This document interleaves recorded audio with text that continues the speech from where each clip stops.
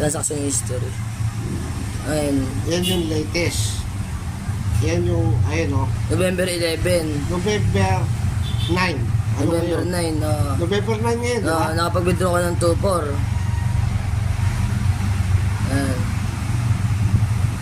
Ayan yung mga date. 7. Araw-araw, everyday cash out. Ito kasi bumiyahe na kami.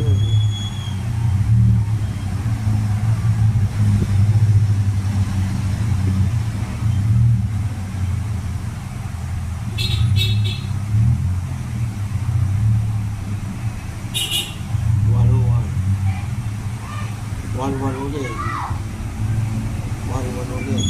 Walang palyat ito ate yung yung cash out talaga araw-araw. Ayun, kumain kami date. Kaya lang ako pumalya kasi may plano akong kuhanin yung ibang mining.